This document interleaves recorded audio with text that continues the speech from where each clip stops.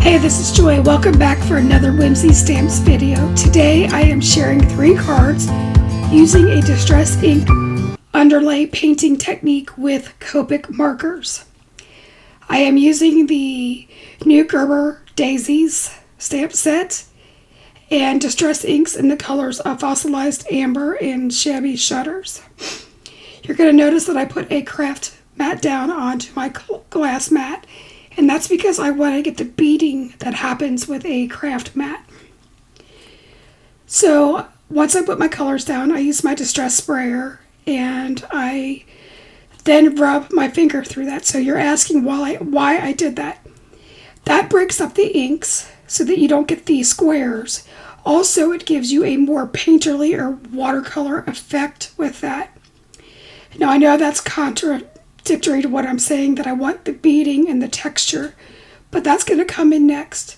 I decide that since I have so much ink that I'm going to do 3 panels, and as I pick up my ink, you're going to see that there's less and it's more dispersed, meaning that it's more watercolor effect here. I'm just going through my panels. Off camera, I do dry this. It's very important that you do that. So that when you put your next layers down, you get more nuggets of color. So here I put down more ink and less water. And this is where the beading comes into. So as I smash or smush my paper into the ink, I'm getting a lot of the pinpoint fine textures. And I do this 3 times. And each panel you're going to see is completely different, but we're going to get really good results. I did have to go back in with some extra water for my 3rd panel, and so I don't get as much texture, but that's okay. Like I said, I'm trying to get this color down so that we can do some Copic coloring. Now, I do dry this off camera, and to flatten the paper, because I'm using 80-pound cardstock, I put this through my die cutting machine just for the pressure, and that's how I get my cardstock straight again. Here I am inking up my Gerbera Daisy with dye ink so that I can Copic color these. And I do that to all 3 panels. And here I'm just deciding which one I want to do what with. I also stamped it in white so that you could see the full effect of the stamp.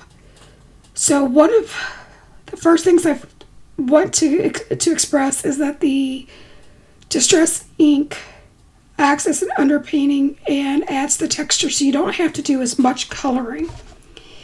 And the reason this works is distress inks are dye inks, so they're also compatible with Copics, and both inks are translucent and buildable.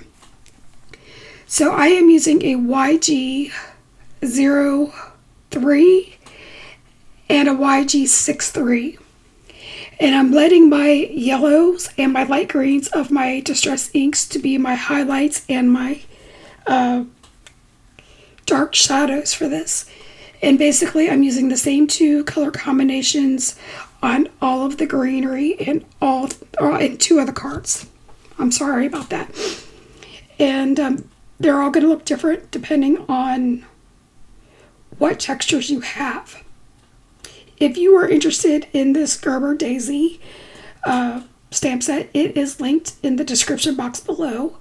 We would love it if you would leave us a comment, consider liking and subscribing so that you'll see more of our channel. We love hanging out with you, and we just really value the time that you put in and you spend with us.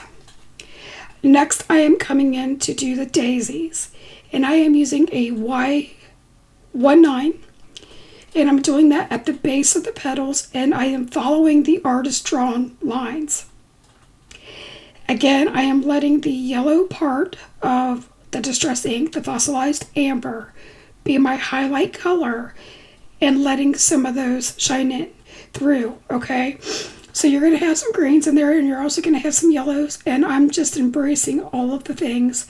I am not leaving in every single petal because this is a repetitive process.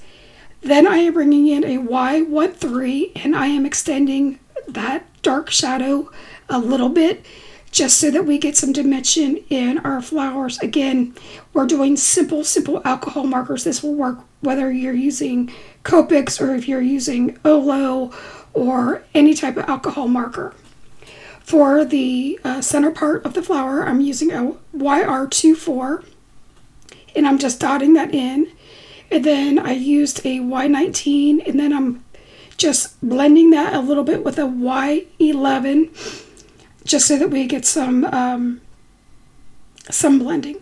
Now for those little berries on the side, I am using a YR68, and I am just dotting those in. Again, I am embracing all of the texture from our underpainting. I'm not trying to do anything real special with my Copics. Then I use a YR63.